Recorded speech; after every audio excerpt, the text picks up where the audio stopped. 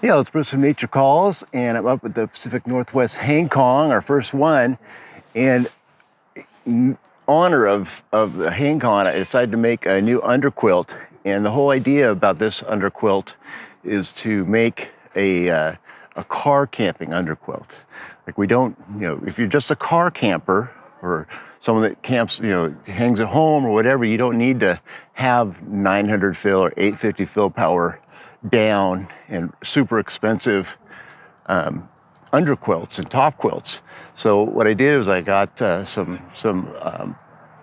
kind of blemish material from Ripstop by the Roll. It just happened to be the same camo as my chameleon, and then the inside is a burnt orange. So, but they're seconds fabrics, and so the total cost of stuff I had to buy was about $70 for the suspension and the fabrics and the baffle material. And then I used an old down comforter that we'd use in the house and use it long enough and had it in the garage. And so it was about 600 fill power. And so I have 3-inch baffles and $70 for a car camping style. And I think, you don't have to spend that much money. And used it last night for the first time, and it's just wonderful. And yes, it does match my hammock, which is even better. So let's show you how I made it. Okay, since this is going to be basically a car backpacking or car packing or car camping setup, I did need to go like ultralight with my fabrics. Not that I can't use this backpacking, but in the end, I'm going to be using about a 600 fill down. You see, I got, you see, so this is 1.6 ounce fabric. I got 2 yards of it in the camo. And when you order it, if you're going to use down, you have to get calendared. So this is calendared 1.6 ounce, and that'll be the outside. A real cool camo pattern. And that was on sale, and at $7.55 a yard for the calendared. And then for the interior, I got the blaze orange, so it's that old camo blaze orange, and this is the 1 ounce. And we can't say what it is now, but it's calendared as well. So I got that for $6.95 a yard. So I'm not paying the top dollar. I'm going up a little bit in weight because pretty much going to build this for car camping. Then I also got a whole bunch of the 3.5 inch mosquito baffle no-seam material, and I got the 3.5 inch. So I'm going to go with the 3-inch baffles because I just want it so it's plenty warm, and I can take it well into fall. I find I can have a big underquilt year round personally where I live, but this will easily probably get with the 600 fill when it's full, so it's going to be a little bit heavier with the 600 fill.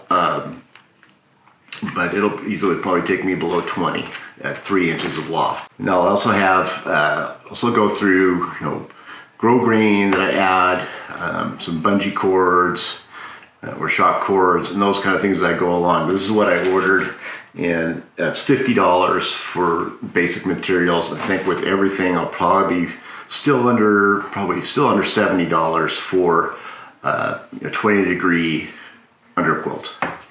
So let's get to marking out where we're going to sew the no-seam on.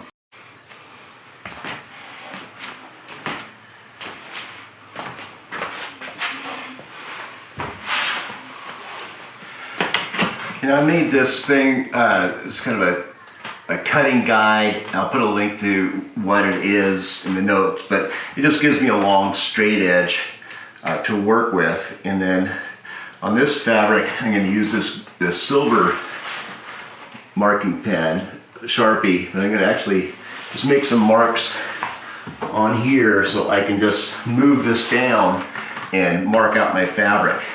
Now the fabric is 59 inches wide, and I'm going to do 12 baffles.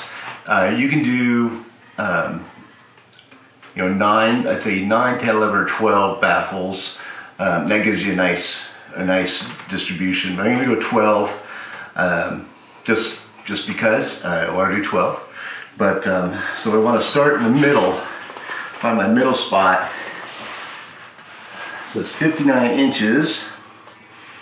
What's that, 25, 29 and a half is my middle. So I'll put a mark on the fabric there. And then I'm gonna go 4 3/4 inches on the outside. This is the outer part of my quilt, and so I need that to, it's gonna be bigger on that side, and then on the inside I'm gonna be doing 4-inch baffles, so kind of gives you a little bit of a differential. But I think that works. So now I'm just gonna mark off 4 3/4 inches that way, and that'll give you my 12 baffles. I'm just gonna mark it on this piece of this board also, so I can do it faster. As I do this, I will have some on the end available. I'll have the selvage available, and so I'm going to try and not use grove grain for my shock cord. So I need a nice fold over on each side that I can use to run my shock cord down. Now on the orange side, that will be the inside or up against the bottom of the hammock. I've done the same thing, but I've marked it at every 4 inches. So the actual width of the underquilt will really be about 48 inches wide. That's what you can do with this width of fabric. So I'm just going to do the same thing and just make some marks. So these will help guide me when I'm sewing on the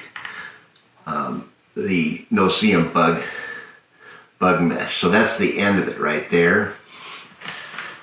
So there's actually quite a bit. So I'll use that for my side channel cord deals. All right, so I've got my no-seam bug netting, and this is 3.5 inch, and I'm going to take 1/4 inch on each side of it, so it ends up with a 3-inch baffle. Of course, if you don't want something that warm, you can always do a smaller baffle height.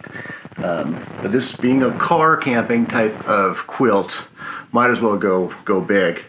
Got my stitch length set at 8 stitches per inch. Got my polyester thread. Got my micro sharp needle. I'm starting down about 5 inches from the end. I'm going to do a little bit kind of an experiment. I want the ends to be open, the end of the channels to be open. I want that to fill up. So maybe that will help, close off the ear on the end where it's up against the hammock, just to experiment. The last one where I was making the marks, I could have made them over 1/4 inch to be super exact, when I do this sewing. But I'm going to just ride this down those marks, and I will be off like 1/4 inch from perfect. But I've made a lot of quilts, and that just isn't enough to make a big deal out of it. So I'm just going to line up the bug netting on the marks that I made and just sew away. And just stop, line it up, and then I'll stop 5 inches from the end. I can do this with the camera in my way.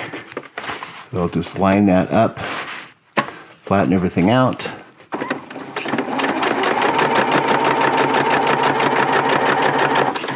Stop, find another mark.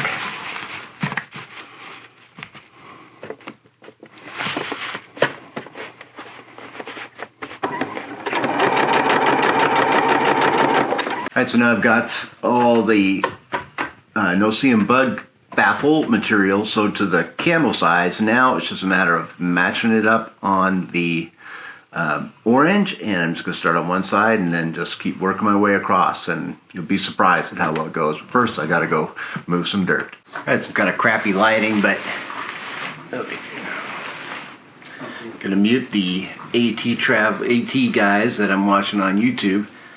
Now I've got, I'm going to go around the outside on 3 sides and just do a 1/4 inch hem. I'm not going to fold it over. I'm not going to do anything special. Just to close things up on 3 sides. So just real basic. Oh, better change my thread. It's last night. I don't know if it came out very well on film, but I did a perimeter hem. I didn't tuck it or roll it or anything because this will all be dealt with in other treatments.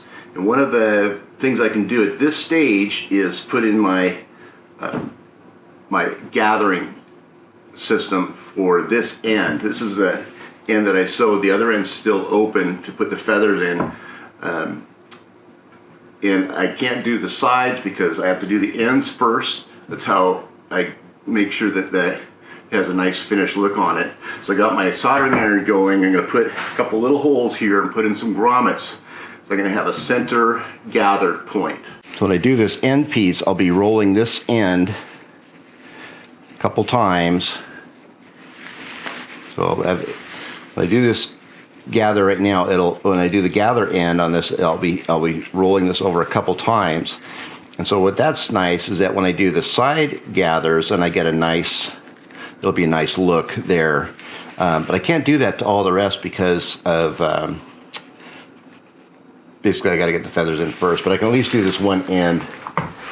So I've got to find the midpoint. That should coincide with that.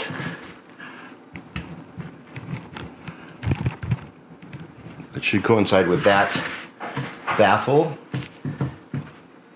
It should be hot enough. So what I'm going to do, so when it comes down to it, I'll hem this over just a little bit, like that. I'm going to want my grommets right about there. When you do this soldering iron, take your time, get it perfect. It only takes a second. There we go. That's all I need. I'm taking my grommet.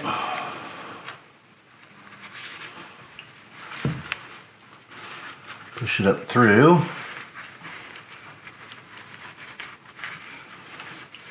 So,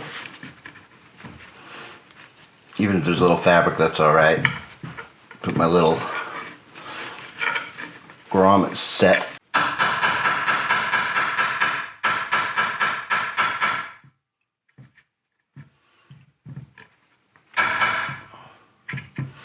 There we go. Nice little grommet. Now this is where the fun part begins. I've got an old down comforter, and that's kind of what keeping this down under 70 bucks is going to kind of depend on, is having an old down comforter. We go through comforters every few years, and I just keep them. So there's a queen size comforter, and it's probably around 600 fill. I'm going to just transfer the down out of this, put it in the bag. I've done this a bunch of times. Yes, I got a few feathers, but not a ton. You just put your hand in there, get a good fist, boom, boom, boom, boom, boom, boom, boom, boom. And I might get, very few little feathers. I'm out in my outdoor workshop anywhere, there's sawdust everywhere. But you don't need to have like a special vacuum system just to do it for yourself one time. Yeah, I've made, 5 or 6 underquilts this way. So let's start. But you do want to do, in a process, don't just go crazy. Find a spot, make it just a big enough hole to put your hand in. I'll get my down quilt ready.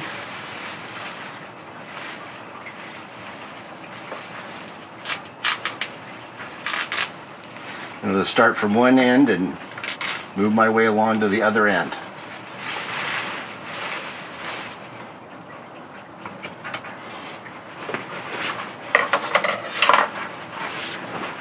Shake this.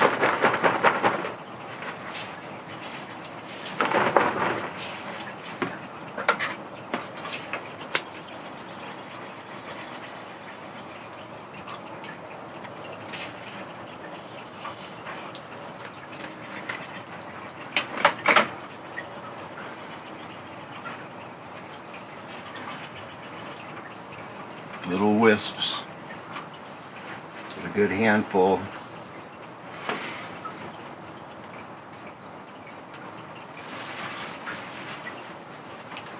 The process begins.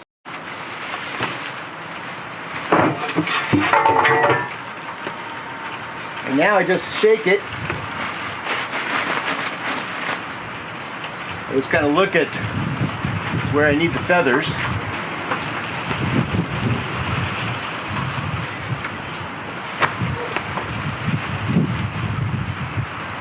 It looks pretty even for now, so we'll go and clip it up and then let it loft a little bit. All right, got it all full with the down, and I think this is going to just be perfect. It's going to fluff up a little bit more, but yeah, that'll be good. So now I'm just going to do a quick sew across this end to seal it all up and then make it easier to sew. So shake it all down. Got my shock cord in the ends, so that'll bunch up my ends, and now that gives me the ability to do a finished end on the side, finished sides for my suspension. So just kind of tuck that in, roll it over, and then that will be where my suspension line runs through. Now, I've done this with grow grain before, and I really find that I don't use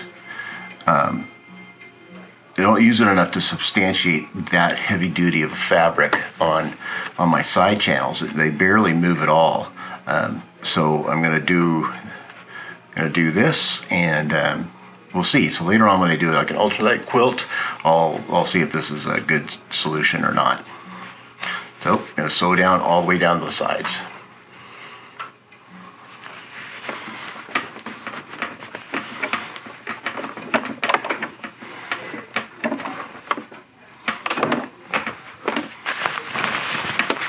And this way, it's got to kind of push the down away.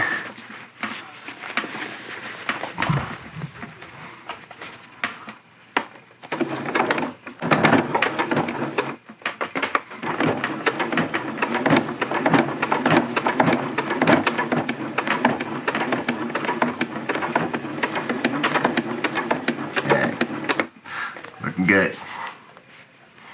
Let's push that down out of the way a little bit. There's a piece where this is like the B fabric.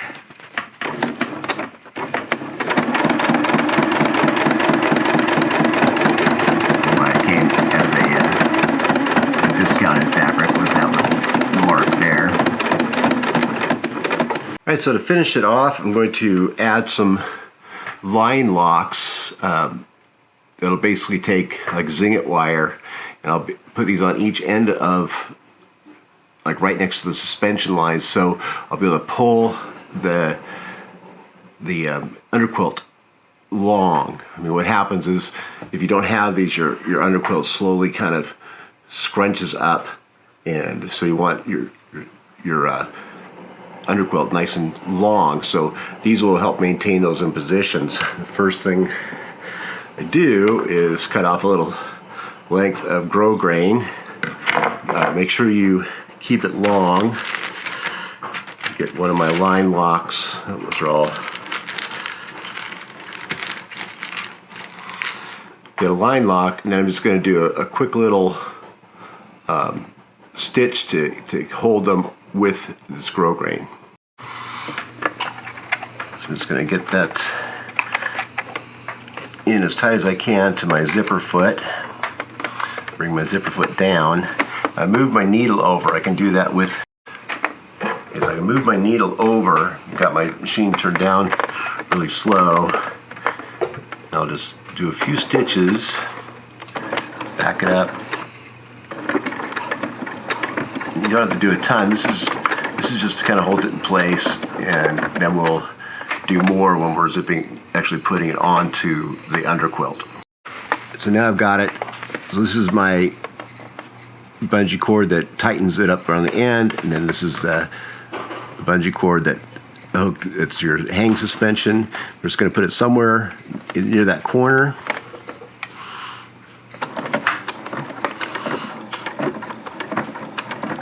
Back and forth a few times.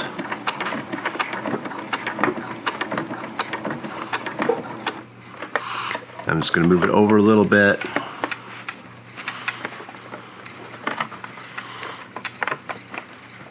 Flatten everything out.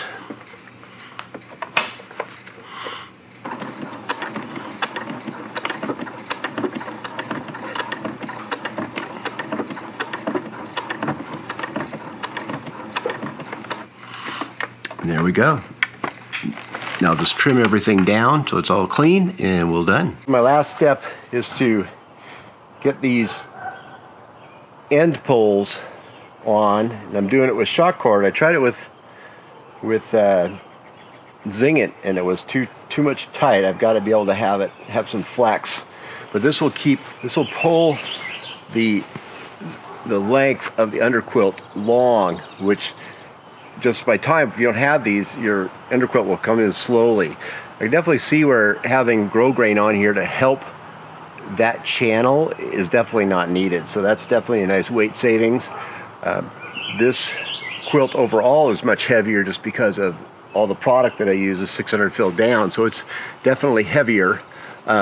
So my long way suspension is a lot tighter than say normal. Then I'm just going to add these on to have that pull out a little bit more. This is what I do with all my underquilts now, and I see that lots of the other people are already doing this, but if you're doing it at your home, this is a nice little addition, because your underquilt is actually kind of it's canted. That end up there, which is my head end, will be that end. The quilt will be pulled that way. This being my foot end, the quilt will be pulled this way. So actually, instead of a rectangle, it's actually kind of turning into a kind of a what's that called? Parallelogram is kind of how it looks when you're in it. Let's give us a test lay.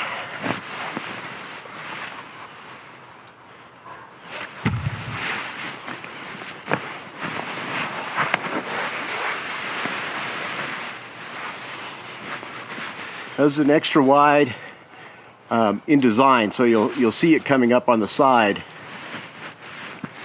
I've got it pulled back so it comes up around my shoulder, and pulled down so it comes around my feet.